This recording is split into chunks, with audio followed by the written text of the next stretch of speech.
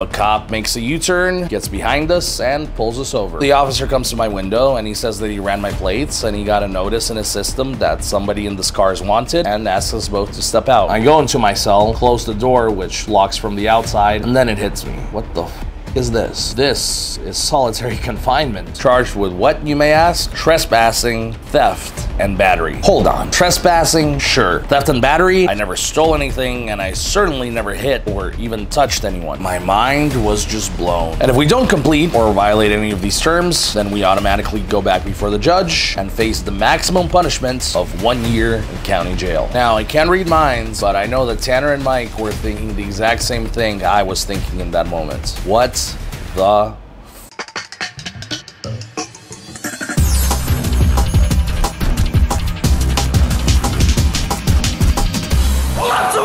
Alright guys, before we get into today's video, a lot of work went into this one, so if you could do me a quick favor before the video gets started, make sure to leave it a like, leave a comment, even if it's just for the algorithm, and with that said, enjoy the rest of the video. This is a long one. What's up, ladies and gentlemen? My name is EricKanevskiy, and today I'm going to be talking about the whopping 8 court cases, 6 criminal and 2 civil, that I had to face from summer of 2021 up until just a few months ago when all cases were finally dismissed. I only have one little trespassing misdemeanor charge on my record, and I can talk about everything now, which honestly feels surreal to say because at one point I genuinely thought that I would be facing a year in jail. Now, the reason I'm making this video is not to in any way complain or act like I didn't ask for any of this. I take full accountability for what I did and all of the consequences. Really, I'm just making this video because I think it's an interesting topic that could potentially get a lot of views. And on top of that, it's to show people just a fraction of what I go through behind the scenes, because I don't think there's any YouTuber, at least in the prank genre, who has ever faced this many unintentional cases ever. The only person I know who comes close is my boy Tanner from No One's Safe, who in some ways is like a protege of mine. Who would have thought? And he's definitely gotten fucked a lot worse than I have, as he is currently on house arrest for 6 months and then is facing a 1.5 years of probation after that. But even he still has only had 5 cases while I hold the record with 8.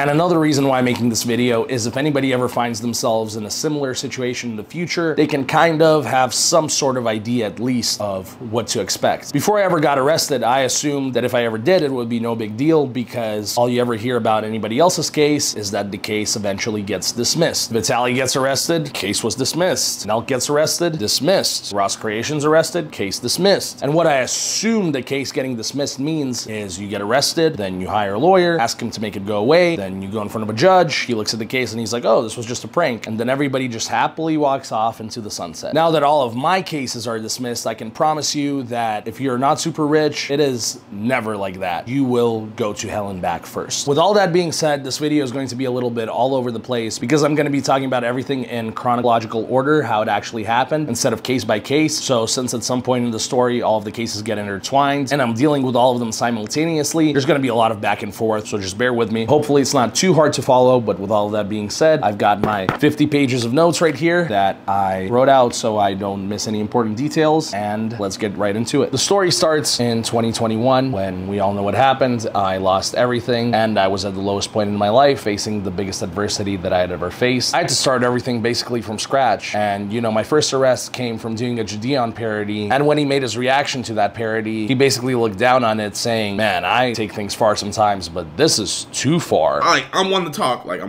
but like me personally, I didn't think that was cool knocking over all the cupcakes, you know? And that's easy to say as somebody who's had everything handed to him and lived a perfect life. But when you're in a desperate situation like I was, and everything you worked for your entire life is just taken away overnight, and now you not only have to rebuild, but rebuild fast, you're either going to give up or you're going to do some pretty crazy shit to get out of the situation. Now, I'm not going to lie and say I didn't think about giving up, very briefly. And when I did, one of the thoughts I had was, I've already done so much as far as pranks. What the fuck else is there left to do? Then I thought about it a little more and I realized, no, I actually haven't done shit. If I really wanted to, I could take things a lot further. And that's exactly what I did. I went 10 times harder than before. Every single week I uploaded, and every single week it was a banger. And while 2021 was by far my worst performing year, as far as the quality of the content, it's possibly my best work ever. And it was such a shitty situation because I knew that if this was on my old channel, man, this would be getting millions of views. But here I am doing these crazy pranks week in and week out that nobody else is doing, getting 10 to 20,000 views. Meanwhile, others can just upload a low effort video, bringing a PlayStation into Target, actually get millions of views. And then on top of it, all the comments are saying how ballsy and underrated they are. So to say that I had a massive chip on my shoulder at the time would be a huge understatement. Every single video I posted had to be the absolute craziest ever, and I could not afford to skip a week because then I wouldn't even make my $2,000 ad revenue for the month to cover my rent, forget all the other expenses. And this is the time when I was also going back and forth from LA to Texas, so it was a lot. Nowadays, when I do a video, I can kind of slow down and take a step back and analyze everything that could possibly go wrong and how to prevent that. But back then, I didn't have that luxury. I didn't have time to think and plan things out. It was just go, go, go, you know? Sitting around and thinking wasn't going to get me back on my feet. So fast forward to July 2021. This is how case number one, civil case number one, begins. After a couple months of being an absolute savage, I had the idea to go into Planet Fitness as a fake employee, as Vladimir, and convince them to let me pull the lunk alarm for as long as possible. The idea is that I'm from corporate and I heard there's a broken lunk alarm and I need to take a look at it and fix it, but I can't do that if the lunk alarm isn't on. Now, mind you, I'd pranked Planet Fitness like 8 or 9 times before this. I'd been doing it for years, but this time I was just operating on a different level. I also had Tanner, no one safe, visiting me in Texas, and since I only had one Planet Fitness uniform, I had him go in a suit as Igor, a member of the Russian mafia, and I had him carry the axe over his shoulder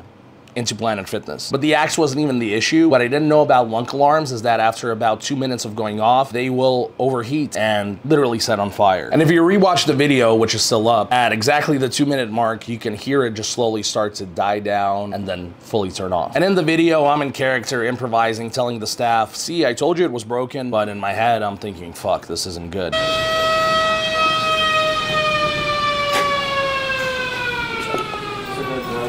Yes, this is the problem. It just stopped. So, for the record, me breaking the lunk alarm was completely unintentional. But we finished the scene. As we're leaving, some guy comes up to our car and tells us that he's training to be a police officer, so he's detaining us. And we ask him to see his badge, and he doesn't have one, so we tell him peace, and we go on with our day. And while that guy probably was cap, and luckily we didn't get arrested, that was only the beginning of the Planet Fitness saga. Now it's a couple weeks later, August 23rd, 2021, the start of case number 2, criminal case number 1, the infamous cupcake incident. This was in LA, and we were doing a parody of Jidion, which I'd wanted to do for months because I was just getting fed up. Here I am, risking everything to make the craziest pranks ever and getting no return, and then here's Jidion, who can just take his shirt off at Best Buy, and he's looked at as some sort of prank god. So the parody was months in the making, but as always, I was just go, go, go, so there really wasn't much planning, and it was all just done on the fly. The idea for the final scene of the video was to do a parody of his calling tow trucks on toy cars video. In that video, he and his friend called tow trucks on toy cars, and then they kind of get into this cringe argument, and then his friend starts spanking him. Then it's all being openly filmed, so it's obvious right away that it's a joke, and the whole thing just doesn't even make any sense. If you watch the cupcake scene I did with Tanner, where the premise is calling security on toy action figures, the whole thing doesn't make any sense either. It's just stupid. It probably felt like a fever dream for everybody watching it live in the store, but that was the point. In my mind, I had to make the point of just how stupid this content is while causing a much bigger, much more epic scene. Now, the biggest mistake that we made here, besides knocking the cupcakes over, is that we filmed this in Burbank. I've lived in LA for close to all of my life, and somehow I didn't know that not all of LA County has LAPD as their police department. Some small parts of LA, like Burbank, have their own police department, and Burbank specifically is possibly the worst one. So to any pranksters in the LA area, the best advice that I could give is to stay the fuck out of Burbank. Any little complaint, and they'll have the whole department there in minutes, treating it like a murder scene. So it's the end of the day. Tanner's really hungry. I tell him, let's just do this one scene and then we can eat, you know, not even thinking about the possibility that we'd end up spending the night in jail. We pull up to Walmart, we get the action figures ready, we're about to run the scene when a fan comes up to me and he's like, oh my god, EricKanevskiy, and I tell him, we're in the middle of filming, I'll take a picture with you after.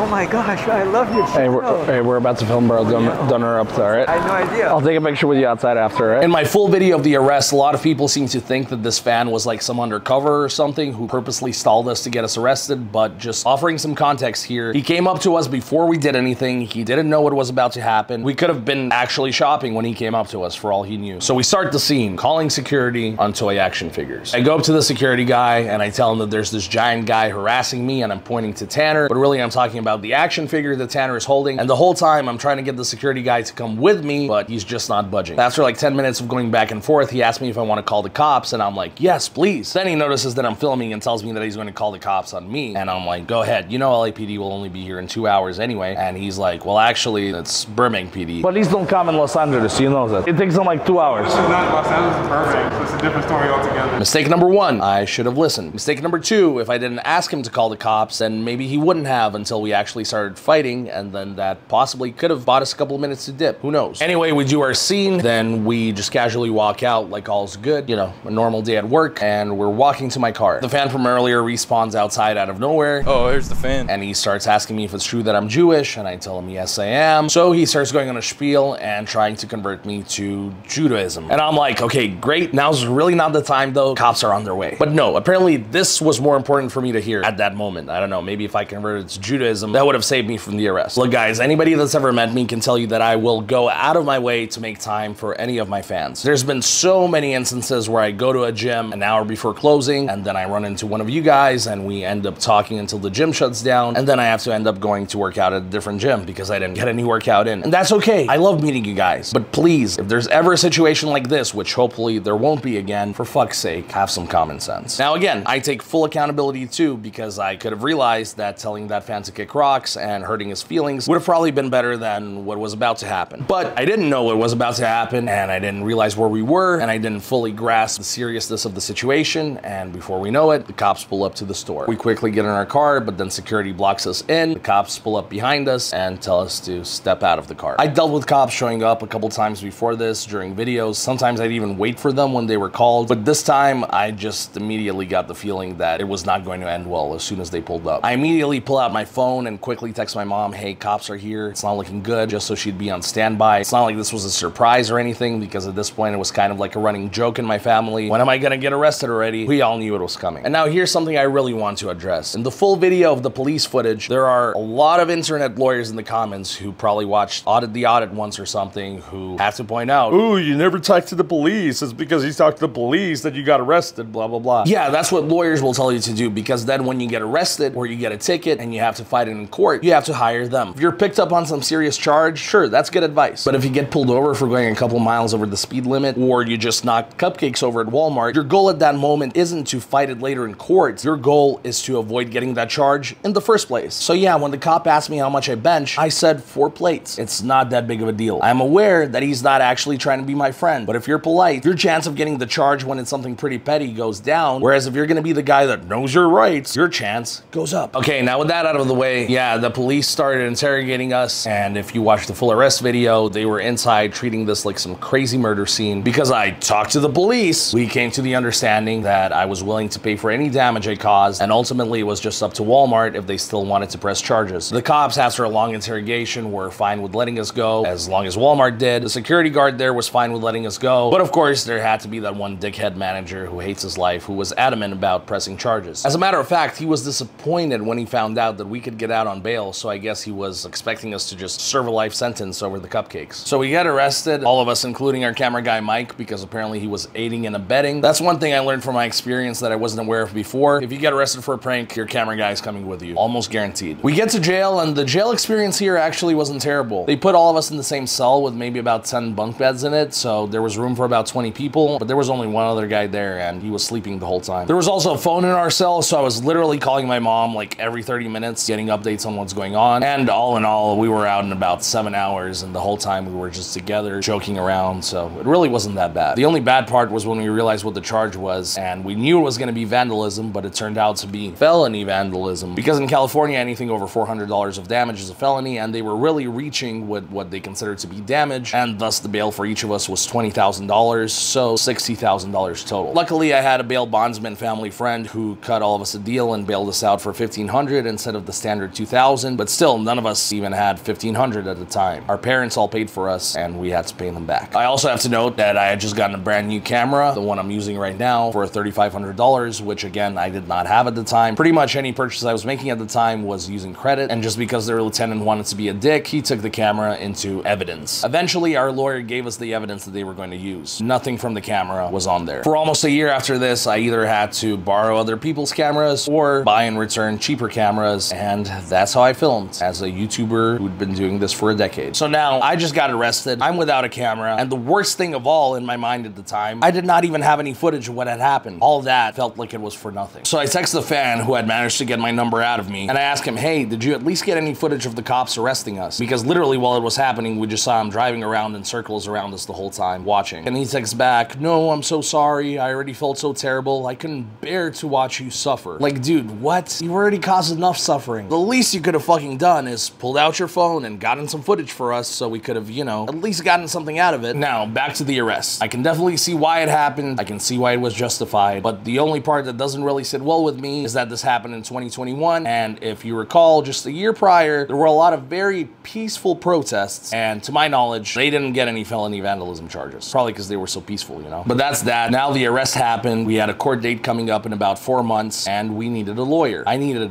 a good lawyer. So I asked my friend, the bail bondsman guy, do you have a good lawyer who you can recommend? And he goes, actually, I do. I get this guy's number. I call it. His assistant picks up. She asks me what happened. I tell her every single detail, like just everything. She seems kind of confused, but she's laughing about the whole thing. And now I ask her the million-dollar question. Can this lawyer get our charges dropped? What I mean by that, not knowing shit and being delusional, is can he make this go away? She goes, of course. Since you have no prior record, he's going to get you a deal called a diversion, which basically means your charges are going to get dropped. And I'm like, fuck yeah, this is our guy. I call up Tanner and Mike. I tell them that I just found this miracle lawyer who's going to get us all our charges dropped. It's something called a diversion or something, but it doesn't matter. The point is, our charges are getting dropped. And he's only charging $5,000 for the three of us, so to just be done with the whole thing, that's a steal. So we hire this guy like immediately, and now here's some advice that I'm going to give everyone. If you're a YouTube prankster, you need a lawyer who is either Saul Goodman level and just doesn't give a fuck, or if you can't afford that, you at least need a lawyer who is a fan of YouTube pranks. He doesn't even necessarily need to be a fan of you. Basically, if he's never heard of the Nelk Boys or he's never seen a YouTube prank, run the fuck away. Most good criminal lawyers are just used to doing a bunch of DUI cases. They're gonna treat your case the same and get you the same kind of deal, which a public defender could do for free. So if you can't afford a Saul Goodman level lawyer, or you can't find one who is a fan, just get a public defender. It's better to just be fucked for free than to be fucked and have to pay money for it on top of it as well. We'll get back to that. Now it's time to regroup and figure out how to prevent this from happening again. Now that we had much time to do that because we just lost the night in jail, Tanner was only here for a few more days, and I was without a video now. So now we really had to rush to get shit done. The best solution we could quickly come up with is that we need a getaway driver for future videos to avoid situations like with the fan from happening again. So we quickly found a getaway driver, and we were back to filming not even 2 days later, the Chick-Fil-A Fake Employee Prank, where we brought a bunch of live chickens into Chick-fil-A and did a whole bunch of other crazy stuff. We had our getaway driver now, so we were in and out each time super fast. Everything seemed to have gone smoothly until a couple of weeks later, I get a voicemail saying, hey, this is Detective so-and-so from LAPD. Please give us a call back. And my first thought is, yes, they're probably calling me back to return my camera. So I call back immediately. Hello, this is Detective so-and-so. We had some further questions about what happened. We just need you to come to the station and answer some questions. And I'm like, sure. By the way, do you have any update on my camera? What camera? The camera you guys took from me for evidence. We didn't take any camera from you. Now I'm like,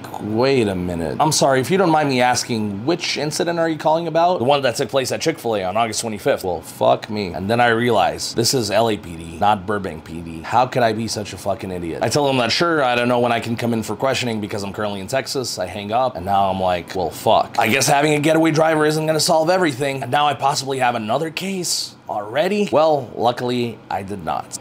Yet. Now, the start of cases number 3 and 4, criminal cases number 2 and 3. This was literally like 2 weeks later. Bask and Mike flew out to see me, and straight from the airport, we went to Texas State University in San Marcos, which is about an hour from Austin. Now, knowing what I know now, this was one of my biggest mistakes. I should have just avoided universities altogether, and if I did, I would have subsequently avoided the majority of my cases. But at the time, I didn't know any better because what YouTube prankster hasn't done a bunch of university pranks, and when has anybody else ever been arrested? So we drive to Texas State, and here I'm doing my second creep video ever, just filming people again. But this time I wanted to do it at a university lecture, and this was actually my first opportunity to do it because schools had just opened up for the first time in person since 2020. We get there, scope out the campus a bit, and even though it's 6 or 7 p.m., we immediately find one full lecture hall. Luckily, Bask was able to park right outside, a couple of feet from the entrance, and that's what saved us from an arrest that day. So Mike goes into the lecture hall in the middle of the lecture. Nobody even notices him because he just looks like a regular student. I go in and everybody just freezes.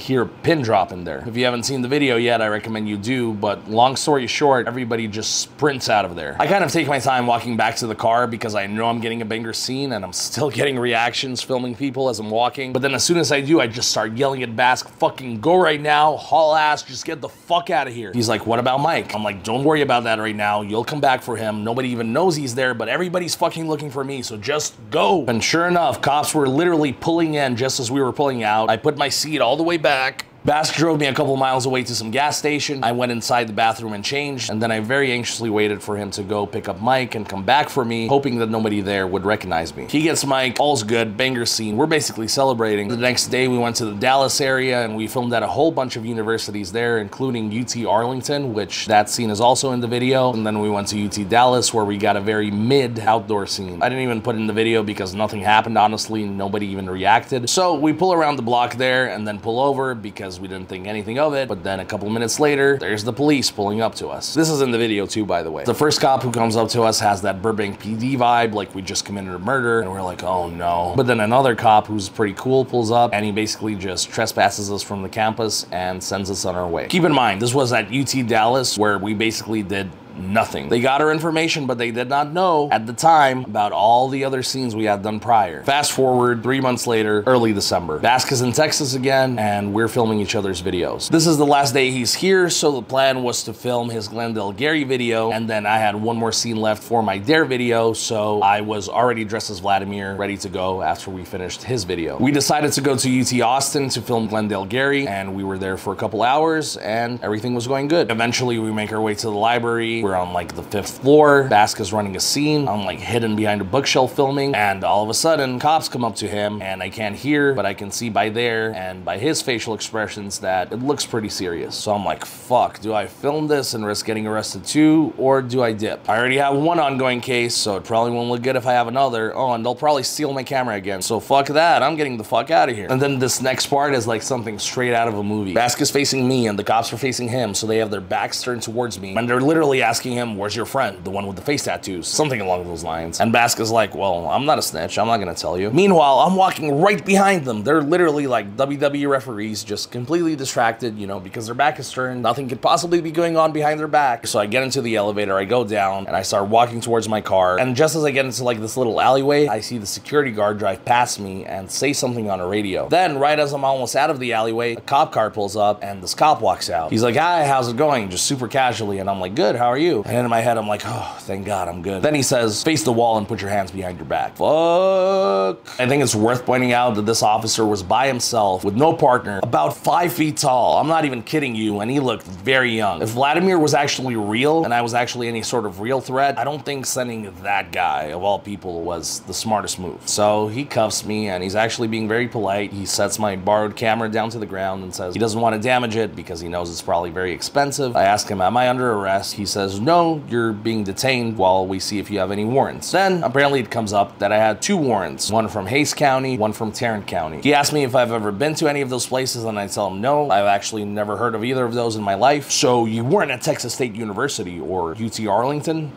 Okay, got it. So apparently when they got our information at UT Dallas, they sent it out to all the other universities, and then the universities where we had filmed the creep scenes ended up putting out a warrant for us. Now you're under arrest, he says. So the cop drives me to jail. I get there. A couple minutes later, Bask walks in, and he's surprised to see me because he thought I'd gotten away. He also had the same warrant as I did. Again, the camera guy always goes to jail, except it was only from one of the universities because Mike had filmed at the other one. At this jail, they make us change into like traditional inmate clothes, and then we go sit in what looks kind of like a waiting room at a doctor's office where it's just a bunch of inmates all sitting there, and then there's just a toilet and a phone out in the open in the middle of it. Didn't look too bad. There's also a clock there, and at this point it's around noon, and Bask had his flight back at 4 p.m. So at this point he's still wondering if he'll make his flight. This female correctional officer calls me up to get my info for processing, and she's kind of flirting with me, laughing about all the videos and stuff. I strongly regret not giving her my number. If you're watching this, Mrs. Officer, hit me up. Then I get only one phone call, which is timed, so of course I call my mom and tell her as much details as I can just before the call time's out. An hour or so goes by. They call me and a bunch of others who are sitting there, but not Bask. They cuff us all, take us up an elevator with the officer walking behind us, and then they assign each of us a cell number. I go into my cell, close the door, which locks from the outside, and then it hits me. What the fuck is this? This is not like the Burbank jail at all, where we were all in one giant cell together. This is solitary confinement. It's a cell about the size of a small closet, not a walk-in closet, a California-sized closet. There's just a tiny mattress with a blanket there, and then a toilet sink combo, and nothing else. Well, actually, there's a button that you could press to connect to a guard, but no phone, unlike the Burbank jail. And then there's also a small window, tiny window to look out of, but when you look out, you just see a big empty space with all the other cells surrounding it. So now I'm in this closet in solitary. What the fuck am I supposed to do? I still haven't heard anything about bail or anything like that, so I press the button and I ask the guard, when will I know about bail? In the morning, you'll see a judge, he says. Okay, it's like 2 p.m. at this point, so I realize that I'm gonna be in here for a while. I stretch for a bit, as much as I can in the tiny closet, take a little nap. Okay, maybe I've killed a couple hours. I press the button. If you don't mind me asking, what time is it? 3 p.m. Oh, fuck.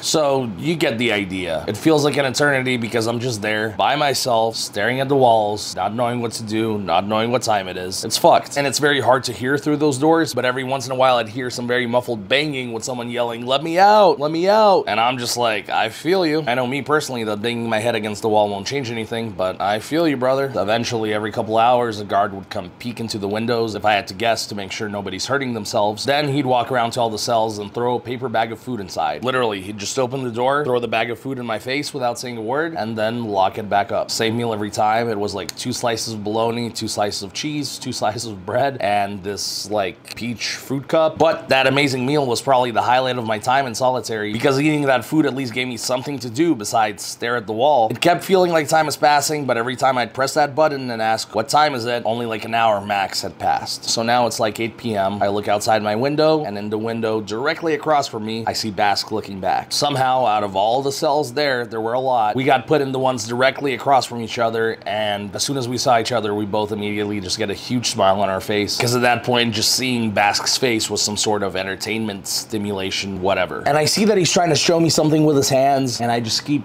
trying to see and I can't see, and I just keep asking what? I don't get it. After a couple tries though, I make it out. He's showing me, we are fucked. And remember, he had stayed in that waiting area a little bit after I did, so I assumed that he had made another call and he knew something that I didn't. So now I'm in this closet staring at the walls, and all I know is that we're fucked. What does that mean? Does that mean we're not getting bail? We're not getting out? I don't know, but it was fucking terrifying. Eventually, after what feels like a week, 8 a.m. comes and they let some of us out of our cells. Bask and everybody else comes out wrapped in their blankets and they're all just shaking like a bunch of crackheads. I'm like, dude, are you okay? He's like, oh my god, it's so cold in here. And I'm just chilling like, what do you mean? It's nice. That was the one good thing for me in that jail, I guess, because I keep my own house at 60 degrees always. You can hear the AC just blasting in the background, and I like being in the cold. I actually was very happy about the temperature, whereas everybody else just looked like they were suffering. Anyway, I finally get to talk to Bask, so I asked him what he meant by we're fucked. Well, he called my mom after I did. She spoke to the bail bondsman in LA, and from what he could see in his system, because our warrants weren't from this particular county, they were going to extradite us to 2 different jails 3 and 4 hours away. Holy shit. So they take us to this room where there's a virtual judge appearing on a projector screen via Zoom, and I'm just thinking, please give us bail, please give us bail. Bask, because his full name is Alexander Baskakov, AB is first alphabetically. He goes in front of the judge, and his bail for a count of trespassing and a count of disrupting a meeting is set at $250 each, so $500 total.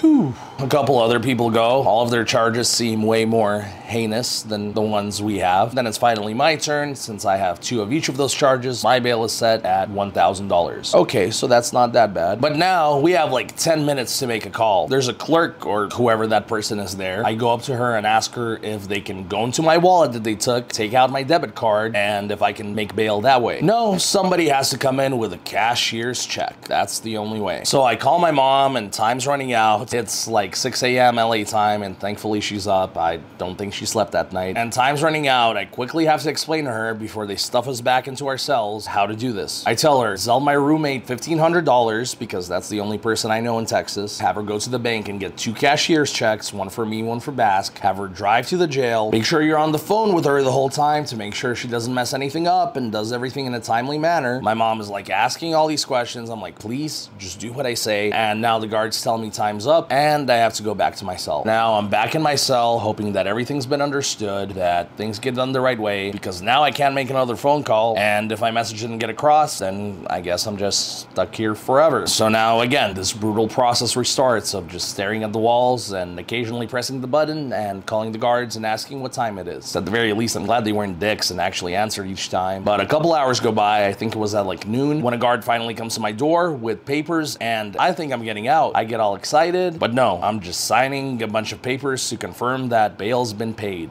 What? In Burbank, when we got bailed out, we got out right away. I assumed that was standard. But now, apparently they have to process some shit. So, back in my cell. And this was the most brutal stretch of time of all. Hours and hours go by, and every time I see a guard walk by, I get all excited hoping that it's for me, but nope, they just walk right past. I occasionally look out of my window, and like 2 seconds later, Bask comes up and looks right back. It's actually kind of weird how many times we walked up at the exact same time, kind of like we were reading each other's minds. Then eventually, it's like 6 p.m. I look out to Bask's cell, and there's nobody looking back this time. Now, the guard is walking around throwing bags of food in everybody's face, and before I sit down to enjoy mine, I pay attention to when he goes to Bask's cell, and this time he skips it. So it's been 6 hours, Bask is already gone, who knows for how long, but I'm still here. Yet we got there at the same time. If anything, they put me in the cell first. We both got bailed out at the same time. Now I'm starting to panic. I'm starting to think, what if because of my other case, they're gonna keep me? Or some shit, like I couldn't think of any other logical explanation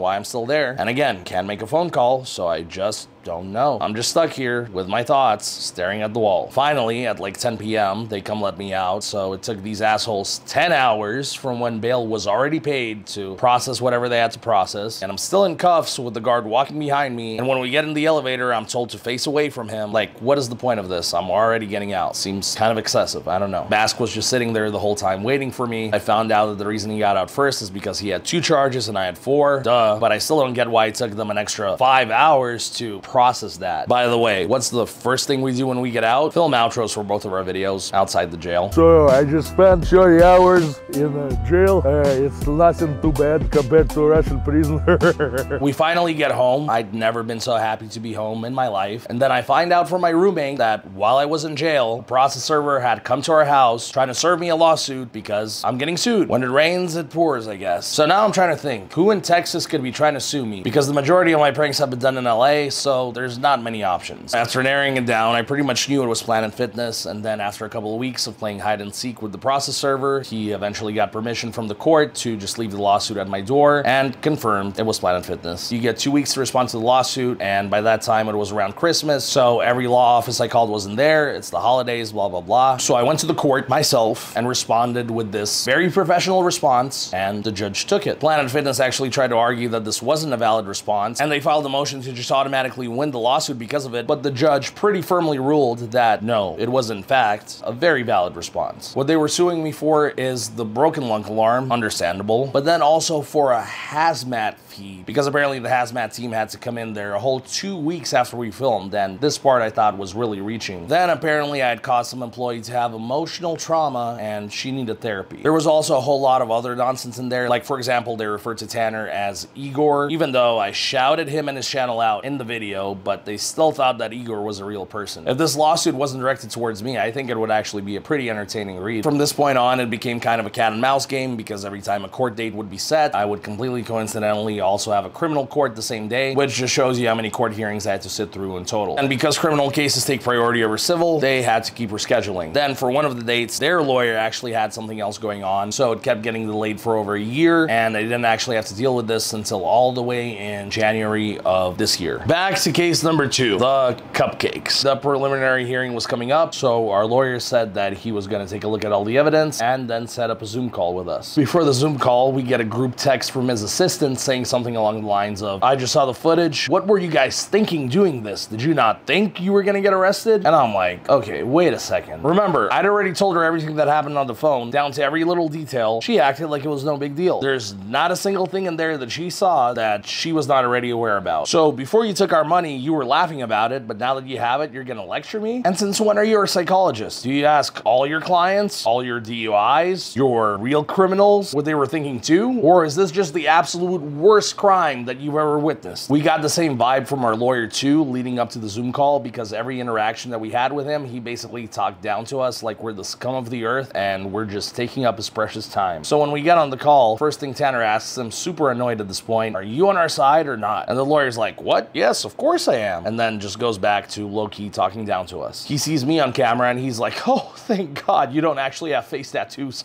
Does like this nervous laugh. So we talk about what could happen, and I make it super incredibly clear that whatever happens, we cannot get probation, because probation basically means if you get arrested again, you're going to jail for good, and we cannot take that chance doing what we do for work. This isn't a fucking DUI case where it's as simple as just not drinking and driving again. So he tells us, yeah, most likely you won't get probation, you'll get a diversion, which means that you agree to follow some terms, and if you do, then your case gets dismissed. What terms would you be willing to agree to? Would you, for example, be willing to delete your channel? The fuck did you just say to me? To me, those are fighting words. This is what I mean, guys. If you're a YouTuber and you cannot afford a lawyer who actually respects what you do, just get a public defender. Save your money, you'll get the same result in the end. So eventually we think really hard of some bullshit terms we'd be willing to do, like we can perhaps plan out our videos better in the future. No more vandalizing. I even say we can do any amount of community service, whatever, just no probation, and we leave it at that. Back to case number 3. The court date for the UT Arlington Creek video comes fairly soon, while there's still no word about the Texas State one. I call up a bunch of lawyers to see who would represent both me and Bask, and I swear it's like I'm talking to a bunch of robots, because they all immediately just say the same thing about how they can't, because it's a conflict of interest. Like, holy shit, it's not a fucking murder conspiracy charge. Stop being so difficult. We eventually find one lawyer who is willing to represent both of us, and he actually ends up being the cheapest one at only $800 each. He's also the most polite one out of everybody on the phone. Says he's never heard of a disrupting a meeting charge in all of his years of practicing law, and he's also just kind of laughing about the whole thing, so that's the one we go with because we don't really have much of a choice. Neither Bask nor I live in Dallas, so it's better for us if we have a lawyer go on our behalf versus having to take a trip out there. Once he's hired, this lawyer becomes almost impossible to reach. Eventually, after about 20 attempts, I will, and I remind him what my case is, because every time he would forget who I even am, and I remind him every single time that I absolutely cannot get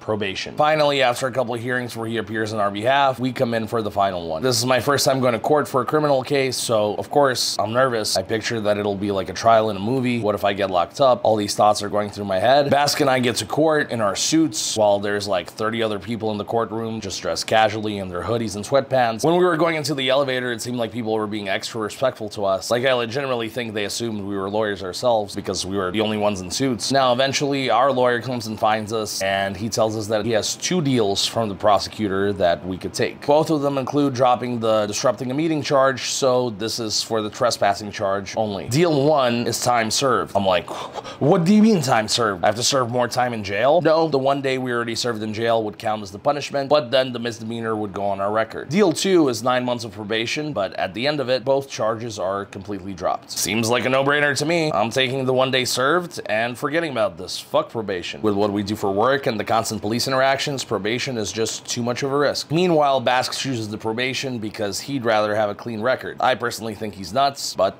it's his choice. The way I looked at the charges, it's just even more motivation for failure to absolutely not be an option. If I got to a point in life where a misdemeanor trespassing charge actually somehow affected me in the slightest, then that means that I really went wrong somewhere. But that was for case number 3. It was closed just like that, with a slap on the wrist. If only all the other cases had gone like that. All right, it is now 2 days later. It's Tuesday evening right now. I filmed the first part of this video in about 8 hours on Sunday evening, and then I took Monday off, ironically, because Bass got taken to court by a crazy ex who tried to file a restraining order against him, and long story short, I was just there to show support. He won, but it's kind of insane now. I just keep finding myself inside courtrooms one way or another. Anyway, fast forward to March of 2022, the start of cases number 5 and 6. Civil case number 2 and criminal case number 4. These cases, along with the final 2 cases, number 7 and 8, are actually completely different from the first 4 cases because they are actually completely made up and they never happened. I'm purely telling these fictional stories for entertainment purposes. After all, I am a YouTuber, I'm an entertainer, so these are all just crazy, made up, fictional events that I completely made up. If they sound like something that is based on real events, well, that is just purely coincidental. So one day in late March, in In an alternate universe, I was filming a Dare video with Bask. The scene involved Hugo, and we were on our way to a completely fictional university that does not exist. Let's call it BUW, best university in the world. Now, this video is not up. Nobody has ever seen it because, of course, it's not real. But if it was, I probably wouldn't be allowed to post it or talk about it. Anyway, we're doing a pretty basic Dare where I go into a classroom, ask if Hugo's there, then I put him on the phone with Mr. Wellington, who says that he owes him money. In this completely made up alternate universe, we'd already filmed that BUW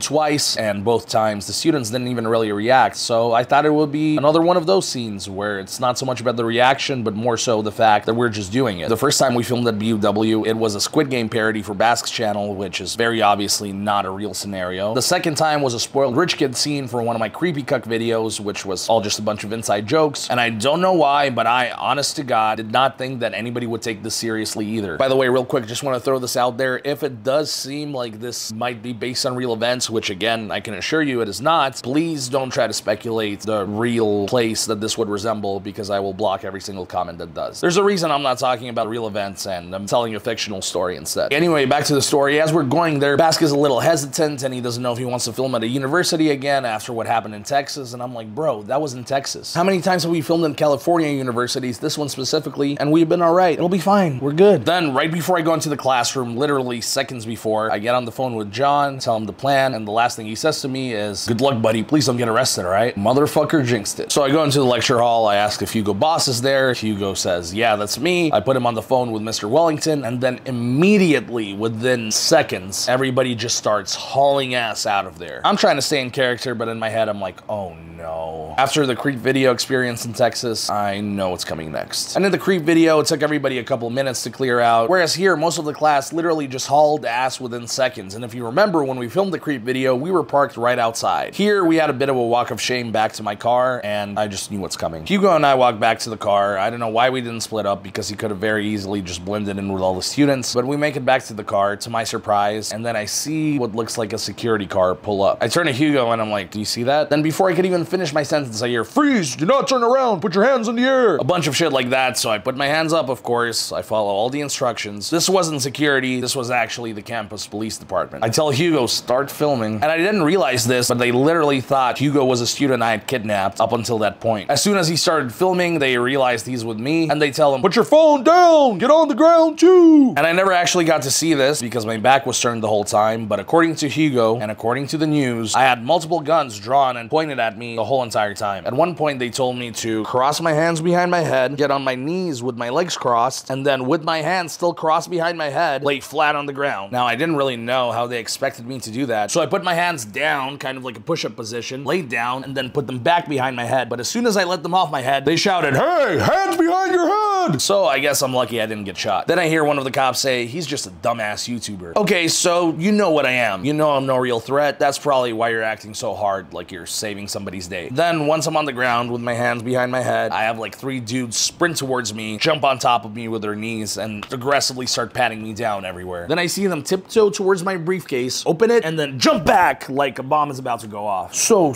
brave to take that sacrifice and almost get your head blown off when you already know that I'm just a YouTuber. Now all the cops scramble around, some of them start to focus on Hugo, so there's just one cop left with me. He lifts me up, and I forgot exactly what he said, but it was something like, it's alright, Eric. I'm like, wait, how do you know my name? He's like, oh, I actually watch your videos. He's walking me to the squad car alone at this point, and I'm like, okay, so you know what this is. What is all this fuss about? And then he tells me that some dipshit student said that I brought a gun into the classroom, and he saw me reach for it, so now this has to be investigated. And the cop who knew me told me that even though he knew I'm a YouTuber, they still had to make sure I didn't just wake up and decide to become a school shooter overnight. I'm in the back of a cop car at this point. He leaves the window open for me, and he says that he'll give me any updates as soon as he has them. Now, the cop who called me a dumbass YouTuber, who I swear just looked like he had something mentally wrong with him, comes back up to me and says that the car I'm driving is not registered to me. And then he tells me, I swear to God, just like this, if I run the plates right now, it's not going to come back as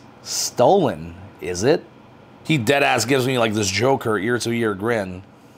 I guess it's like an aha, gotcha moment. And I'm like, no, that's my stepdad's car. Obviously, we have different names. Remember, I was living primarily in Texas at this time, so when I'd come to LA, my stepdad would let me use one of his cars. Then he tells me something like, okay, we'll see about that. with the same Joker smile. And it's like, I swear, you could see exactly why this guy couldn't become a real cop. The cop who watches me now comes back and tells me that they don't have anything yet, but the sergeant is pissed and he's trying really hard to find something. Eventually, the sergeant himself comes to the window and he has Bask's ID, which he found in the car. At this point, Bask was thankfully long gone. He just put his hood on and walked the other way, and he walked like 5 miles all the way back to his house. So the sergeant asks if this was the third guy with us, because I guess they knew. And I said, no, that's my friend who was riding with me a couple days ago. I guess he left behind his ID. There was no third guy. It's just us. Just me and Hugo. The cop who washes me then gets in the car, and thankfully he's the one driving me. He tells me that they don't have anything yet, but again, they're trying really hard to find something, so they're going to hold me at the police station. He takes me to the police station, where Hugo's also taken in a separate car, and they put us in 2 separate holding cells next to each other, so we can't talk to each other. All there is in the cell is a bench built into the wall, super narrow, and I hadn't gotten much sleep that night, so I just got into like this seated position against the wall with my legs crossed like this, because my upper body would have obviously been too big to fit on the bench, and I just went to sleep like that. Some time goes by and the cop who watches me comes by and tells me that they're thinking about charging me with using counterfeit money because I had fake money in my briefcase. I just roll my eyes and I'm like, are you actually serious? The money clearly says for motion picture use on it. I didn't even use it, try to buy anything with it, anything like that, you know? He's like, yeah, but that's the best they got right now. Then I see a real cop, not a university cop, walk by. Remember, this is at a police station, not an actual jail. Then he stops at Hugo's cell and I hear him say, hey, aren't you a YouTuber? And that was literally the first time Hugo ever got recognized by anybody. Hugo's like, yeah. So the cop asks, what's your name? Hugo tells him, Hugo. Then the cop is like, wait a minute, who are you here with? Then he slowly looks over to my cell and he's like, no way, EricKanevskiy, oh my God. He got so excited. He knew about the fan meetup coming up the next day. Like, this was a real diehard fan. So he takes a selfie with me, then he asks me what I'm in there for. I tell him and he's like, oh, this is such bullshit. I'll go right now and try to explain to them it's just a prank, try to help in any way I can. And I believe that's the last I saw of him that day. But then he started DMing John Bravo updates, and John would relay them to my mom, and he DM'd me too. Hey, I'm the cop who took a selfie with you in jail, and we've actually stayed in touch and been friends ever since. Anyway, time is going by, and they still don't know what to charge me with. I asked to get some water and to use the bathroom, so they walk me over to the drinking fountain with my hands behind my back, bend me over so I can drink. Then at the very least, they stand outside the bathroom and wait for me instead of holding my hands for that too. Eventually, they still don't know what the fuck to charge me with, so they bring me into a room with a detective for questioning. The detective asks me why somebody would accuse me of bringing a gun, and I tell him I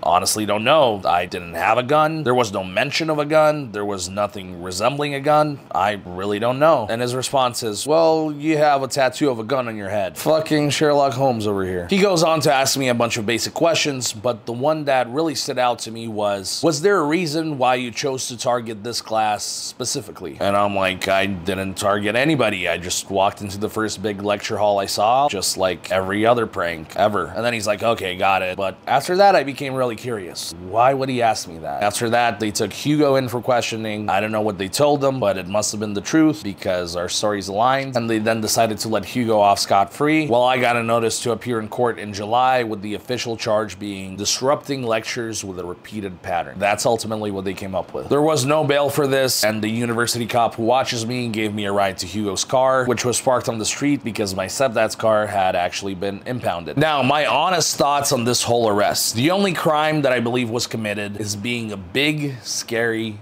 man. If a frat boy did the same exact prank as part of an initiation, word by word, action by action, everyone would have laughed and taken it as what it is, a joke. If Loaf or any other YouTuber who looks like a quote-unquote normal person went and did the same exact prank, word by word, action by action, everyone would have laughed and he would have maybe gotten a trespass at most. He wouldn't be held at gunpoint and arrested on suspicion of being a school shooter. Yeah, you could say, oh, but they're paying money for this very important lecture and you're interrupting. Which is true, but the other two scenarios I just mentioned would be doing the exact same thing, which tells you that's not the real issue. And the ironic thing about it is that, number one, if I was a different race and I got arrested just because of my appearance being intimidating, just imagine the outrage. But in this case, the blatant discrimination against the way I look is Okay. Also, number 2, the fact that I'm big and intimidating and have this presence means that I'm probably the last person to be a school shooter. When have you ever seen any school shooter who looks like me? Usually, a school shooter, in fact, looks like them, like one of the students. It's usually the guy who blends in with everybody and is sick and tired of being invisible to everyone. It's probably not the guy who, when he walks into a room, has such a presence that everybody just stops what they're doing and time stops and you could hear a pin drop. If somebody looks like me, that is not by accident, and that means that they at least have that going on for them in their life. So they are probably not going to just randomly go and shoot up a school. Also, the messed up thing is I was falsely accused of bringing a gun onto a campus, which is a very serious accusation. I was also falsely accused of reaching for something when I had my briefcase in one hand and my phone in the other, and I watched the footage over a million times and know that never happened. And then to top it off, I was held at gunpoint, almost killed, and spent the day in a holding cell because some student who needs their safe space saw a big scary man and somehow hallucinated a gun. But this student, whoever it was, the one responsible for causing all this panic, gets no repercussions whatsoever, and nobody holds him accountable for his false accusations. So essentially, I guess I can just accuse anybody I don't like on a public campus of being a school shooter and get them arrested, possibly killed too. Once we were out, Bask is one of the first people I called, and I asked him out of curiosity if he knows what the class was, because I was still wondering why the detective asked me if I specifically targeted it. Well, turns out it was a Holocaust studies class. Of course, even though I'm Jewish myself and literally always filmed at that specific building on this campus, and I literally just walked into the first big lecture I saw, of course, since it's a Holocaust studies class, this just had to have been a targeted attack. But accusing somebody of being a school shooter just because they're a big scary man,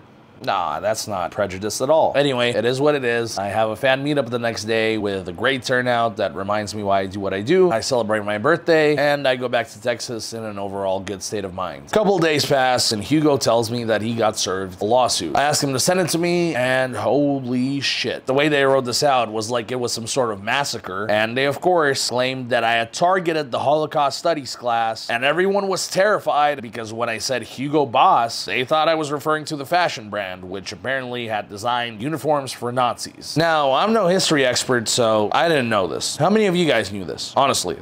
Show of hands. Like, I don't think this is common knowledge. This was literally pretty clearly just an unfortunate coincidence. Hugo's full name is Hugo Bai, so his nickname is Hugo Boss. It has been his whole life. I mean, it's pretty self-explanatory, so they were really just reaching here to the absolute fullest. The lawsuit also talked about how we parodied the extremely violent show Squid Game, so apparently everybody was just mortified and actually believed that Squid Game was really happening in real life. It was just frustrating to read. A couple days go by and I see somebody comment, "Fuck you for what you did at BW," and keep in mind, I hadn't released any sort of video about this yet, so I think, oh, a student must have found my channel. Cool, block. Then I get another one, block. Then I get more and more, and I'm like, wait a minute. So I go look up my name, and apparently this is all over the news now. TMZ, literally every news station across the country. All of a sudden, I'm getting all these DMs from reporters asking me to do an interview. I ended up doing one that they, of course, just chopped up and cut a lot of key points out of. But when you looked at these articles, they were all just copy-pasted, pretty much the same article word for word, and they were all incredibly biased towards one side. They also sounded very similar, had the same tone as the lawsuit itself did, so it was pretty obvious that the school had just paid the media to have this story go out. So now, I need to find a lawyer for this. This time, I need a civil lawyer, so I can't just go with my criminal lawyer. Not that I would hire him again anyway. Bail bondsman friend once again recommends a good lawyer, so I hop on a Zoom call with him and my mom, and he actually seems pretty reasonable. Speaks Russian too, which is a plus. Eventually, we get to talking about price, and he wants a $20,000 retainer for this case. For those of you guys who don't know what a retainer is, in simple layman's terms, he's just gonna keep sucking money out of you. Then I tell him about all my other cases, and he agrees that the other lawyer sounds pretty incompetent, so now he wants to take over all of my cases. And for my remaining 3 criminal cases, he wants $10,000 each, and that's assuming we don't go to trial, because that will be more. So $10,000 just to make a deal with the prosecutor.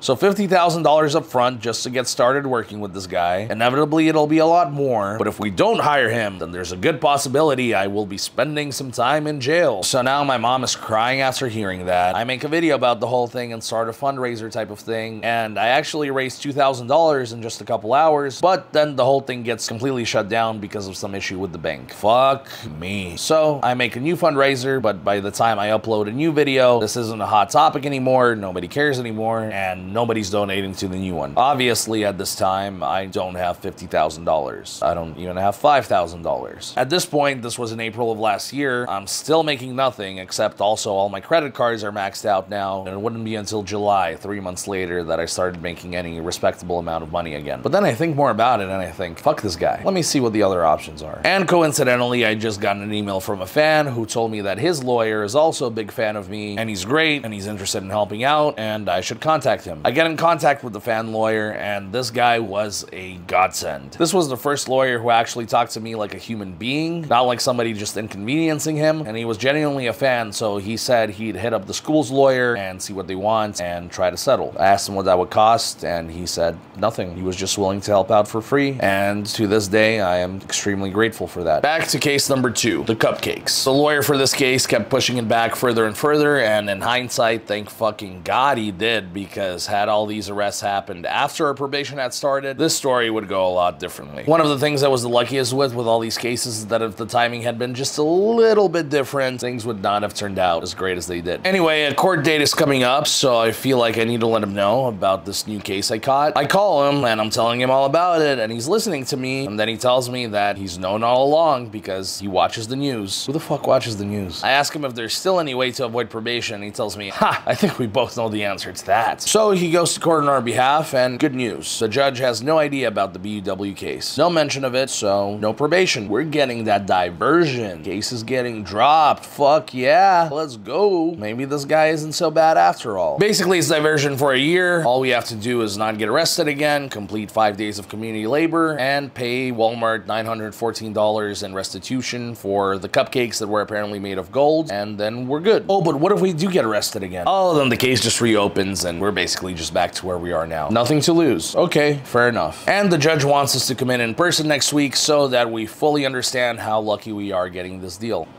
Cool. Next week comes May 12th, 2022. The three of us go in front of the judge, who looks like he'd be a great lead villain in a movie. He was a pretty intimidating looking judge, I'm not gonna lie. He repeats everything we've already been told: obey all laws, complete 5 days of community labor, pay Walmart $914 in restitution, no filming on private property without written permission. Wait, what? No filming on private property without written permission. If we complete all these terms, the charges will be dropped in 1 year. And if we don't complete or violate any of these terms, then we automatically go back before the judge and face the maximum punishment of 1 year in county jail. Now, usually when the maximum punishment is mentioned, it's usually fine or jail time or both, but he was just like, fuck the fine. You motherfuckers are getting locked up, and I want you to understand that. Now, I can't read minds, but I know that Tanner and Mike were thinking the exact same thing I was thinking in that moment. What the fuck? So diversion, turns out, is basically just a fancy word for probation. Sometimes they're even used interchangeably. The only difference is there's no probation officer to report to. But that's not why I feared probation. I feared probation because every interaction with police is a potential arrest, especially when they see that you're already on probation, and it's inevitable while filming pranks that I would encounter police, so what the fuck? Remember, at the start, what made me want to hire this lawyer to begin with is he said he would get all our charges dropped with something called a diversion. I specifically said no probation, and he was like, yeah, I can do that. You'll get this wonderful diversion instead. He technically wasn't lying, but I feel like that is kind of lying by omission. Look, I take full accountability for not doing more research, which I should have, but I'm also clearly not a legal expert, so when I'm hiring one, I feel like I maybe should have been told some of these details. So the judge tells us that we're super lucky to be getting this opportunity, and his goal with this is to actually get us out of the criminal system, something along those lines. Also, apparently at some point, he doesn't realize how, but the case got dropped from a felony to a misdemeanor, and he was very confused how that happened and told us we're super lucky for that as well, because it should be an even harsher punishment. He asks if we have any questions. My first question is, when can I get my camera back? And our lawyer jumps up and gets all nervous like, no, don't ask that. While the judge says, I don't see any lawful reason for it to be held. So even that judge, who was clearly not a big fan, was more on our side than our own lawyer for that one. Next question, how do we sign up for community service? Well, it's not community service, it's community labor. Community service would be too easy. You need to learn your lesson lesson. You sign up at the community labor department. Okay. Also, we have a progress hearing in 3 months, and the community labor must be completed by then because we are not getting a year to do it. It just has to be done during the hottest months, so we really learn our lesson. So we leave the court, and all of us are just in shock. We're driving back to my place, and the whole time we're just making light of it and joking around about how lucky we got with this amazing deal. Eventually, I asked Tanner, what are you gonna do about the no filming on private property? Obviously, with our style of pranks, there's really no way around that, and it's kind of hard to ask somebody for permission to prank them before pranking them. That kind of defeats the purpose of doing real pranks, and we both kind of just agreed that there's no way around that. We also weren't sure how they were really planning on enforcing that, so we kind of just agreed, whatever happens, happens. We kind of just accepted our fate. We had a scene planned for after court, just one quick scene that I had to film at Ralph's as an intro for one of my videos. I literally just sat in the parking lot for 2 hours, mentally trying to prepare myself for that scene. It wasn't even anything crazy at all. I was just pretending to buy Tanner's groceries, but I was just so shook up after that court. What if I go in right now, somebody calls the cops for no reason because I'm a big scary man. Cops come, they see that I'm already on diversion, and now I go to jail for a year? So for the next year, I would be lying if I said I wasn't absolutely terrified every single time I would film. Literally every day I would wake up and count down how many days left of probation. Yes, I'm just gonna call it what it is going forward, probation. So I'd wake up the next day, okay, only 364 days left. We're one day closer. Every single time it was a filming day, I would wake up and really soak in the fact that this might be my last day waking up in my own bed. It felt like I'm going to war. Like, I don't know if I'm gonna come back. The one positive about this experience was it gave me a new appreciation and gratitude for the little things, like just waking up in your own bed. Any bullshit little problems I kind of just became immune to. And that is why I absolutely detest the YouTubers that have faced no real adversity ever and yet have the audacity to go on camera and cry about how hard their life is. Oh, I got called names back in middle school. I had to turn down $1 million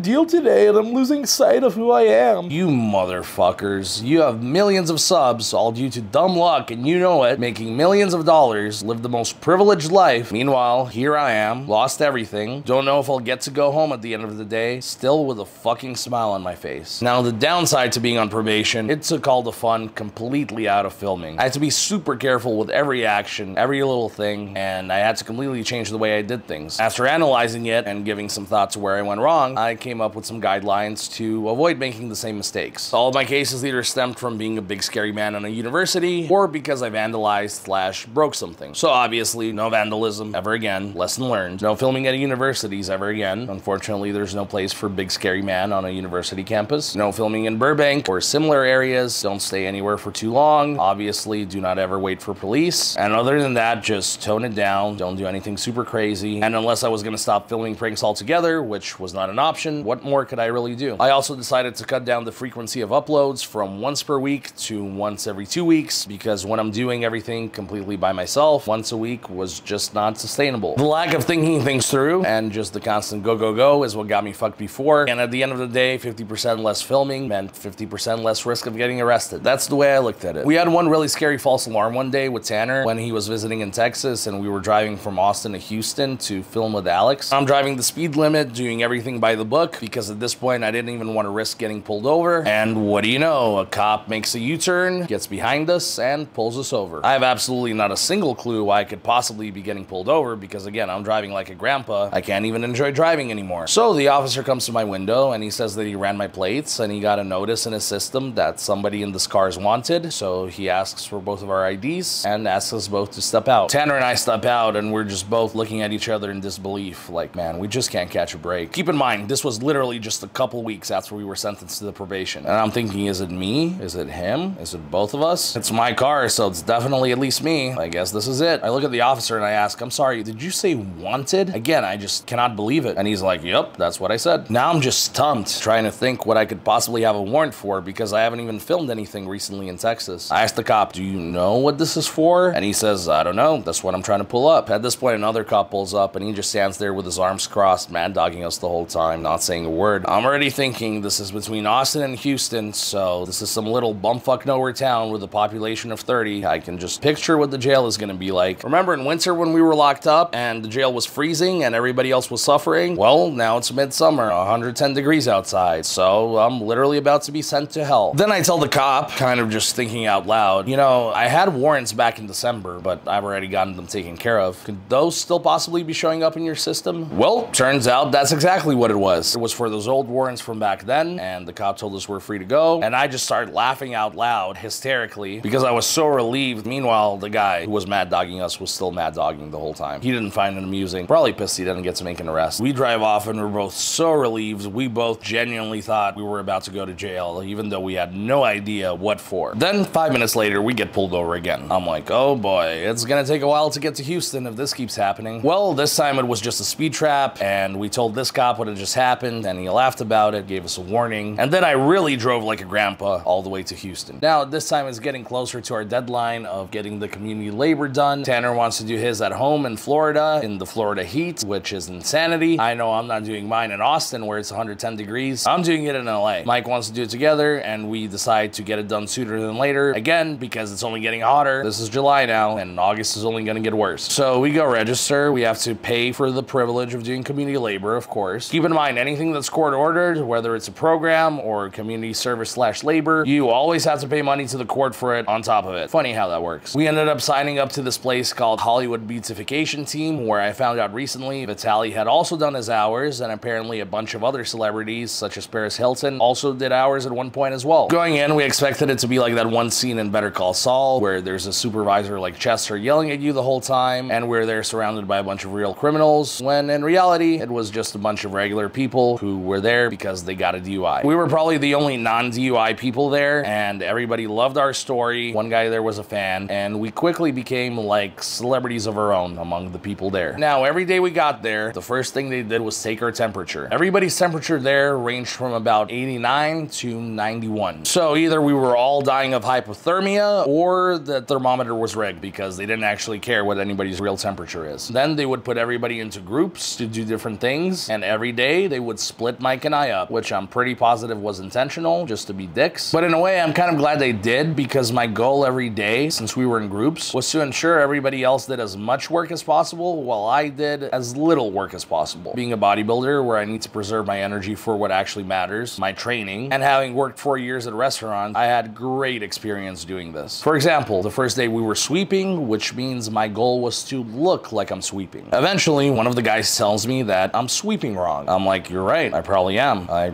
really don't know how to sweep. Show me how to do it. And while he's showing off his skills, he ends up doing all of it. I even did this with one of the supervisors one day and really boosted his ego when he was teaching me how to paint. So community labor ended up not being that bad. We were supposed to be there for 8.5 hours with 2 10-minute breaks and a 30-minute lunch break. Well, the 10-minute breaks were really closer to 30 minutes. The lunch break was actually an hour. The first hour was just us signing in and being assigned to our groups. The last hour was us coming back and signing out. There was a lot of driving around in between. So how much of the 8.5 hours were we actually working? 2, maybe 3. So the real challenge was just being out in the heat and pretending to work. Mike and I both looked like tomatoes by day 2, and I quickly invested in a hat and some sunscreen. Now, what was supposed to be our last day of community labor, the day before I was going back to Texas, we show up at 7 a.m. sharp. Apparently, we were late. If you're on time, you're late. I guess it was one of those things, and they sent us home. I had to make a whole other trip to LA just to complete my last day of community labor, but could have been worse. At least that part of probation was done. Back to the imaginary university cases that never happened. The fan lawyer reached out to the imaginary university's imaginary lawyer, and we came to an imaginary settlement, and I don't think I can say much more. So the civil case was thankfully done, a lot less painfully than I'd imagined, and now it was time for the criminal case with the school. I showed up on my court date just in the nick of time, and this courtroom has like a bunch of TV screens with everybody's last names listed on them, as well as the courtroom that they have to report to. I'm looking for my name, and it's just not there. I go talk to the clerk in the criminal department, give her my name, case number, ask her where I need to go. I was getting worried because I thought I was going to be late and miss the hearing. She tells me that I actually don't have court today because while the city attorney still has time to press charges, they have not yet. She gives me a number that I could call back every couple of weeks and check the status. I'm like, okay, got it. And I'm thinking, okay, maybe they figured the settlement was enough. Cool. So I guess it's finally over with. Not even a month later, mid-August 2022, it's about 3 or 4 a.m. in Texas. I'm getting ready to go to bed, and all of a sudden I get a call from Basque Bask, which is pretty unusual that late at night, so I figured it must be pretty serious, and I pick up. And he's freaking out, telling me, look what I just got in the mail. He sends me a picture, and it is from the LA District Attorney, saying that he has a new case for interfering with a place of business, or something along those lines. And it says, if you are on probation, this will be a violation of your probation. Now remember, Bask is also on probation voluntarily because of the Texas case. So of course, the first thing I do is remind him how unbelievably stupid it was to voluntarily accept probation, and then the next thing I do is panic myself, because we were filming each other's videos at this point, so every video that he had been involved in, I was involved in as well. Time for cases number 7 and 8, criminal cases number 5 and 6. Now I'm trying to think, who could this be from? What place of business did we interfere with to the point that they would want to pursue criminal charges? Everything I did since my probation started was either a giveaway video in Texas, or that one super lighthearted supplement store video that I was embarrassed how not savage it was for my standards, but I was on probation, so I hope people understood. Meanwhile, all of Bask's recent videos had been filmed in public, not at any place of business, so it couldn't even be for one of his videos. We're completely stumped after hours of trying to figure it out, and we go to sleep, deciding that he'll call the court in the morning and find out. I can't sleep at all now because, again, I figured this is it. Anyway, I get some sleep eventually, and when I wake up, I call Bask first thing, and he tells me I'll never believe who it was. The Imaginary University. BUW. Well, they did get his ID from my car, remember? We figured that's how they linked him to that. I calmed down a bit because I figured if BUW comes for me again, it happened before my probation started, so it won't be a violation. Bask, I guess, because his probation was in Texas, they never did find out about it, so he got pretty lucky there. But a couple days go by, I asked my LA roommate to check the mail. There's nothing for me, so I figured they already came after me and Hugo. Now they're just going after Bask for whatever reason. A couple more days go by though, and Mike gets the same letter in the mail as Bask, and he's freaking out. I'm like, yo, chill, this was before our probation, you're fine. He confirms with our lawyer, it's fine, like I told him. But the crazy part is, Mike never filmed at BUW. He's just guilty by association, it seems, which is actually insane. A few more days, and now Hugo gets 2 identical letters in the mail. So, of course, I know what's coming. I get the letter as well, 2 copies like Hugo. Now, because Tanner had filmed with us at BUW previously, and he's in Florida, having just recently moved and changed addresses, his dad calls the court to see if he has any court dates coming up, and apparently he has court at a different courthouse a day before everybody else. Now, that's pretty weird, so I called that other courthouse myself, and of course, I have court on the same day as Tanner as well. Because of the location of this courthouse, we've only ever filmed one thing in that area, so I already know exactly what it is. It's for Chick-Fil-A, isn't it? I ask. Yes, it is. Remember that call from the cops I got a year ago, and I thought it kind of got swept under the rug? Turns out I was getting charged after all, right before the 1-year anniversary deadline that they had to press charges. Charged with what, you may ask? Trespassing, theft, and battery. Hold on. Trespassing? Sure. Theft and battery? Those are some pretty serious charges, and I never did either. I never stole anything, and I certainly never hit or even touched anyone. My mind was just blown. But I figured if anything, at least this will make beating the case a lot easier, because these are literally just false allegations, and at least all this happened before probation, so I can sleep peacefully at night. So eventually, it's time for court. Tanner and I have court alone the first day for the Chick-fil-A case, and this time we decide in advance we're both getting public defenders because we learned from our past mistakes. So we get assigned our public defenders. Tanner gets a super hot female one, and I get a dude wearing a mask who, let's just say, has very different worldviews than I do. Honestly, at times it felt like the prosecutor was more on my side, and this guy was more like the one prosecuting me. So I'm curious what the fuck these theft and battery charges are about, and he tells me he wants to hear my side because, yeah, this is pretty serious. I just show him the video so he has an idea, and the whole time he's watching, he's just like groaning, saying, why did you do that? I could tell right away this was gonna be no different than my other lawyer, but at least this time, I didn't pay. He then reads me the police reports. So apparently Tanner and I were being charged with stealing a salt shaker. A fucking salt shaker. In the video, we pretend to give away a salt shaker to a customer in the drive-thru. Let's get the salt for the customers. It's a gift in the next order on the house. Make sure you give them the salt complimentary.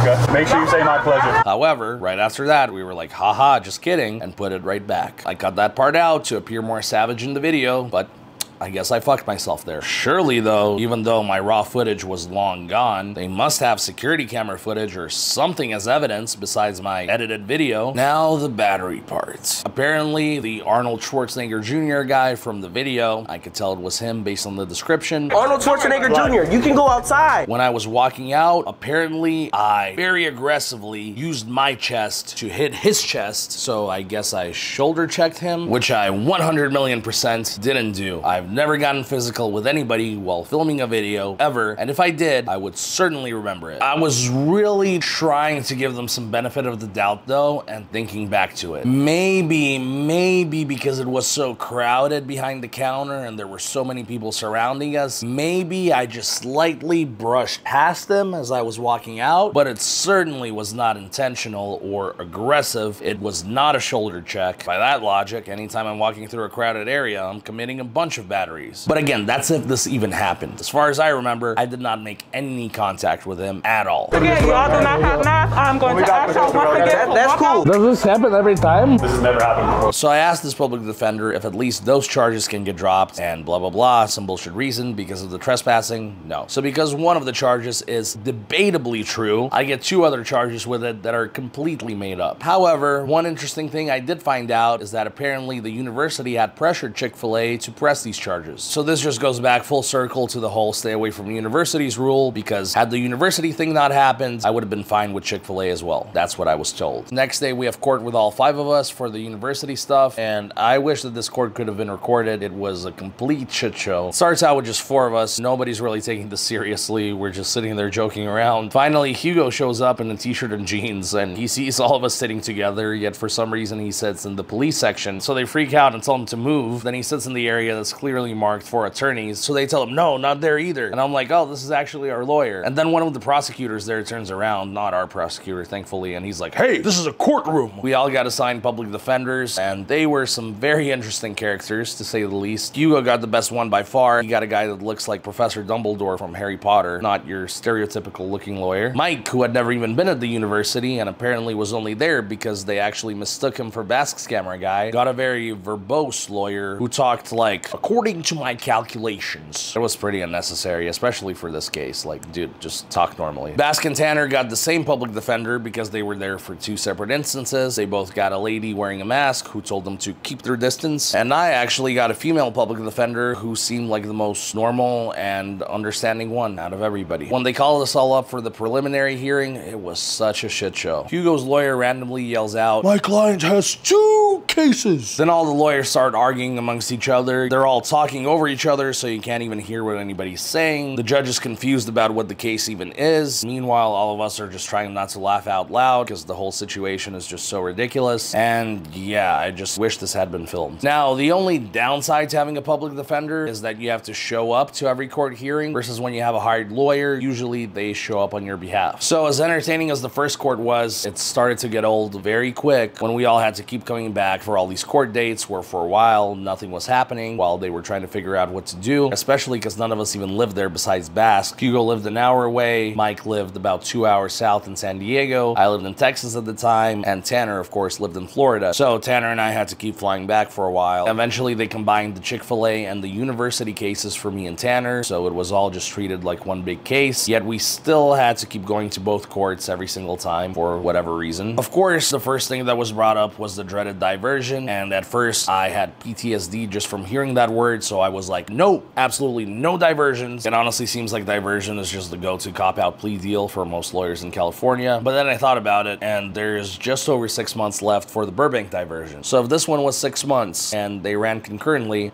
I could do that. Nothing would change in my life except I'd be double fucked if I got arrested again, and I was trying to avoid that regardless. So I asked the mask-wearing Chick-fil-A case PD if a 6-month diversion is possible, and he says, well, let's see if they even give you diversion first. Then I asked the more reasonable university case PD, and she says, yeah, we could probably do that. So ultimately, what the more reasonable university case PD told me is that we're getting diversion for a year, but if we complete all the terms within 6 months, the prosecutor agreed off the record to drop it then. The mask-wearing Chick-fil-A Chick-Fil-A case, PD told me that I'm getting diversion for a year, and that's it. He didn't hear anything about 6 months, but I wasn't listening to this guy at this point. I trusted the other PD a lot more. So we got her 1 year, but technically 6-month diversion. The terms are no filming on private property. Again, I feel like they just saw my other diversion and copied that one. Stay away from the university and that one Chick-fil-A location. Cool, wasn't planning on going back. 30 hours of community service for me and Hugo, 20 hours for Tanner, 15 for Basque, and 10 for Mike, who still didn't even know why he was there. And then all of us have to complete a 12-hour anti-bias program where they're gonna teach us how to not be racist, because they were still going with I targeted a Holocaust class. And no weapons for Tanner and myself because of my battery, even though supposedly I'm the one that committed this battery. I don't know what Tanner has to do with it, but we apparently could not as much as even own a knife. So of course the next 6 months I cut all my food with scissors.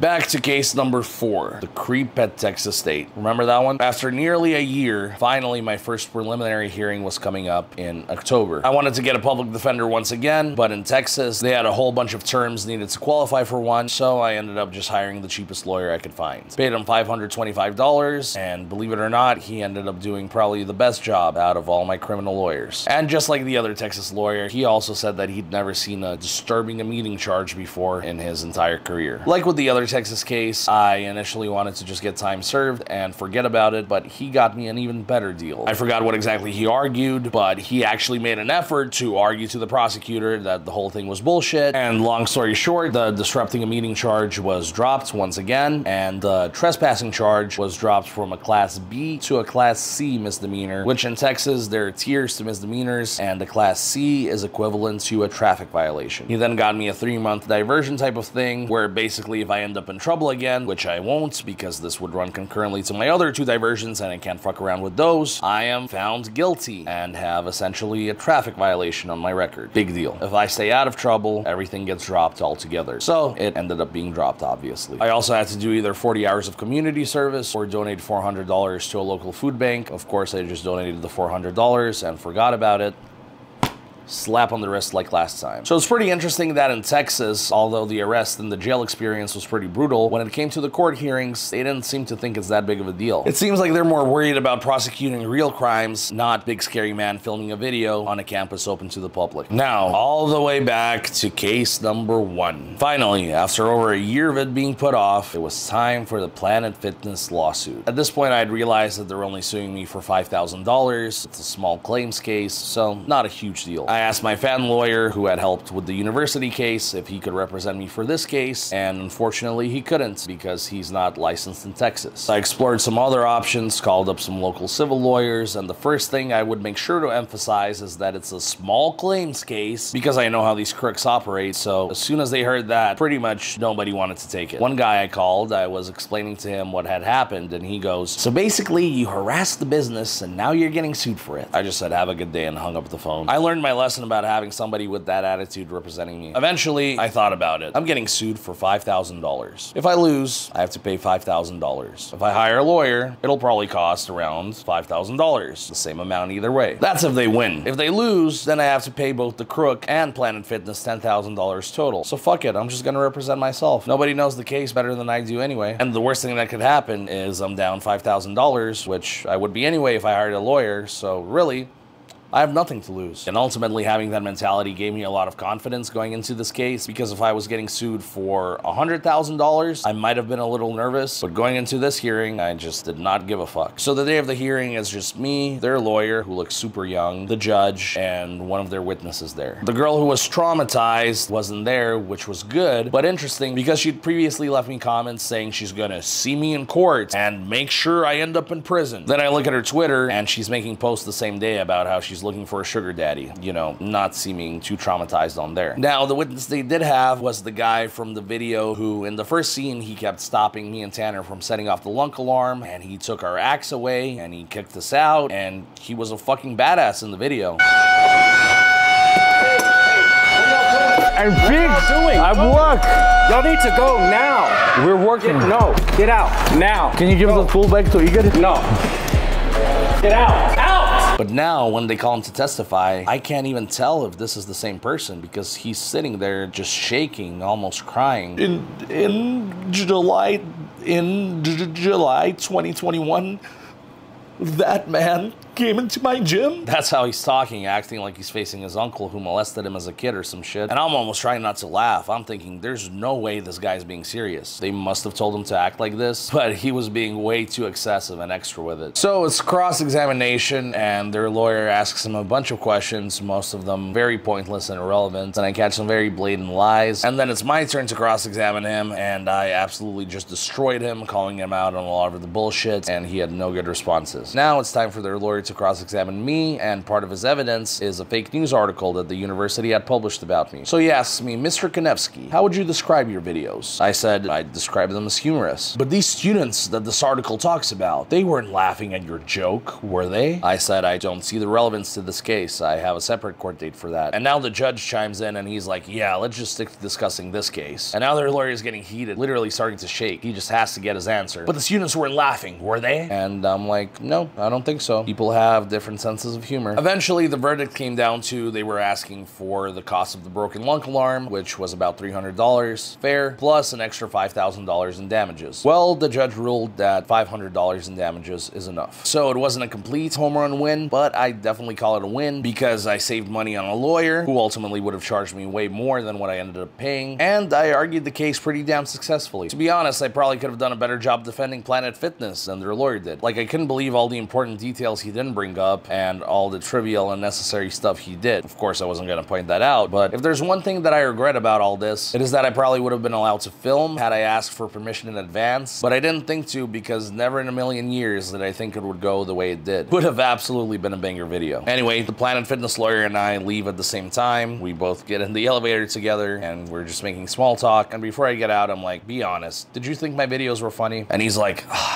honestly, yeah, but you know, I'm just doing my job. All right, now it is April of this year. Both of my probations are coming to an end. Somehow I've made it this far. I get pretty sick to the point that I lose my voice, which means I can't do my characters, and I almost never get sick. So I think to myself, you know, maybe this is a sign from God. Maybe I should just take this break until probation finally ends. I took that time to start converting my long form content into shorts, and ironically, that was the best thing I could have done because that's what blew my channel up to what it is now. The dates at the university and the Chick-Fil-A case are set to be dismissed are May 2nd and May 4th. So the only thing that means is that we need to get our community hours and racist class done before then, or else we won't get the early dismissal. And that is not an option because there's no way I'm spending an extra 6 months on probation. So we all scramble last second to get our community hours in, and the racist class is set for May 1st, literally the day before dismissal. We find out that we actually have to pay $300 each for the privilege of taking this class, and of course, now it makes sense the real reason why they want us to do it. The course itself wasn't that bad, very different from what we expected. The guy leading it was super chill, and it actually had nothing much to do with racism at all. It was mostly just taking us through a museum, showing us a bunch of Jewish history, stuff about the Holocaust, things like that. I don't think any of us had any problem at all with seeing that. It's just we all have lives and obligations and better shit to do, and also having to spend $300 on top of it, I don't think anybody was a fan of, but it is what it is. Could have been a lot worse. May 2nd, as promised, case is dismissed. I was semi-nervous that last second they were gonna pop the bombshell of asking for a list of written permission of all the places that I had filmed videos at, but luckily that didn't happen. They just made sure I did my community hours and took the racist class. May 4th, I go to court and my regular prosecutor isn't there. There's somebody else in his place and he insists on having the case go to full year because that's what it says and nobody told him otherwise. The masked up PD asked me if I want to sit around and wait for my prosecutor or if I just want to accept the extra 6 months probation, and I'm like, duh, I'll sit here and wait all day. This is what I meant when I said earlier that it felt like this guy was more the one prosecuting me and the prosecutor was more on my side. Like I was literally sitting here waiting for the prosecutor to come save me. Eventually, after several hours of trying, they finally reached my prosecutor, and turns out he thought the case was all over with already on May 2nd, and thankfully he confirmed that he indeed wanted it dismissed. Alright, day 3 now of filming this video. As you guys can tell by where you are in the video, there's not much left, so I could have easily knocked this out yesterday, but I'd been filming for like 10 hours straight. My mouth was getting so dry that I was starting to slur my speech, so I figured we need to finish this video off with a bang. And now, let's do just that. May 11th was coming up, or the big one, the cupcake case that started it all, and was also now my final remaining case, was set to be dismissed, so I organized a fan meetup to celebrate finally being off probation. I'm just counting down the days now, the minutes, the seconds, and May 11th comes, so now I'm waiting to hear from my lawyer. I wait, and it's like 5 p.m. now, so I text him, hey, hey, how was court? He replies, court is tomorrow. And that makes sense because May 12th, 2022 is when we originally got put on probation, but I double checked my emails with him, and in fact, he said that May 11th is when dismissal is. Now I'm fucking livid. Like, yo, what if cops come and shut down the meetup and arrest me for whatever reason? That would be fucking incredible after I already survived 364 days of this to just go down on the last day. Your little typo could have just cost me everything. Obviously, that's not a super likely scenario, especially since we were doing nothing illegal, but not impossible either. Any interaction with police is a potential arrest, even if you're doing nothing wrong. Well, thank God that didn't happen. The meetup went great, and the next day I was finally a free man. After what seemed like an eternity was finally over. So in the end, after a year of uncertainty and dealing with 8 court cases simultaneously, I came out relatively unscathed, with all of the charges except one super minor one being completely dropped. But once again, the charges being dropped did not happen without going to hell and back first. I definitely learned a lot from my mistakes and made sure not to repeat them, but when you have a job where occasionally dealing with the police is inevitable, there's definitely also a huge degree of luck involved in the fact that I made it out unscathed. Again, the term of probation wasn't if I get found guilty of a crime I go to jail, it was if I get arrested at all. It's supposed to be innocent until proven guilty, but as you can see from my whole experience, it's quite literally guilty until proven innocent. And if you can't afford a Saul Goodman type lawyer, then you have no shot of being proven innocent. You're more than likely gonna have to end up taking some sort of deal, even if you have a theft charge, having never stolen anything, or if you have a battery charge, having never touched anybody. Or you could be like camera guy Mike and get charged with something just because 4 people you work with got charged with the same thing and you get mistaken for being the 5th guy. That being said, being on probation while also at the start of it being at rock bottom financially definitely made me a much stronger overall individual. I'll never take little things like waking up in my own bed or being able to drive 5 miles over the speed limit without having to look over my shoulder for granted ever again. It's literally just changed my whole perspective on life. Whereas before I could be in any sort of situation, say stuck in LA traffic, and be annoyed about it, now if I catch myself being annoyed for even a second, I'm just like, wait a minute. I look around.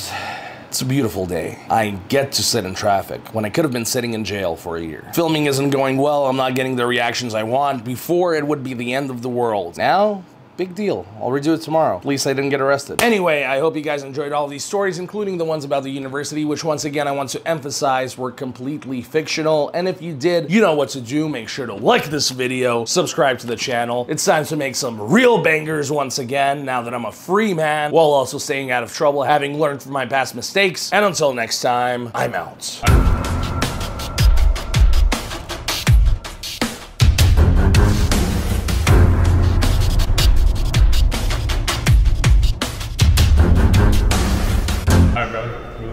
We are at a courthouse right now, which isn't unusual. So we shouldn't really say too much about it, but again, we have another fucking court date. Some petty shit, not really too much to worry about. Should we say what it's for? I mean, we don't really even know what it's for yet. Well, I know the charge. It's pretty funny, but we probably shouldn't say it. We'll say it. Let's at least talk to our public defender first and see what we can say. But I mean, if people knew what this charge is, they would fucking laugh. This is even more petty than the cupcake charge. No, but I mean, the cupcakes you can kind of like understand. Yeah, if you watch the footage. Yeah, this is like... Yeah, it's crazy. But we actually have 2 court dates, today and tomorrow. And tomorrow we got the whole squad coming out. Fucking, the entire squad coming out tomorrow, so we'll actually probably put that in the video too. Mike, Hugo. I'm like excited to go to court with Hugo. I don't know why. But yeah, we're gonna try to sneak some shots in the courtroom. I'm not sure if we're gonna be able to do it. Well, even if you do, probably not a good idea to post it. Maybe just like a couple of B-roll scenes. Jidion did it. Oh, you're not Jidion. Oh, that's you're not his big. But yeah, I guess that's it for now. We'll keep them updated. Yeah, and actually, it's pretty funny. I have a court date coming up in Texas a few weeks from now, and in that court case, it's me and Igor. Oh, really? Yeah. Wait, who's Igor? You know that. The guy that holds the axe. He looks kind of like you. Yeah, but he doesn't speak English. Right. Yeah. He holds the axe and shit and like works and stuff like that. Yeah, that guy. Yeah, I work. Yeah, so you're lucky you don't have court that day. I know. Because you could easily be mistaken for him. I could. I look a lot like him, but. Yeah, you get that a I'm lot. glad I'm not Igor. Yeah. Igor's fucked that day. Yeah. It's actually for the first time he went into Planet Fitness with the axe. Yeah. We made it to the fucking courtroom. Sammy finally showed up. Eric. What's up? We got the entire fucking crew here, bro. It's a fucking family reunion, right? Hey, 10,000 likes on this video, and Tanner's gonna walk up to the judge, replaces him, and then spark up the blunt. Yeah. 10,000 likes, I'll do a fake judge video. I'll walk up to the fucking judge thing. Let's see. Right there. I'll spark up a blunt.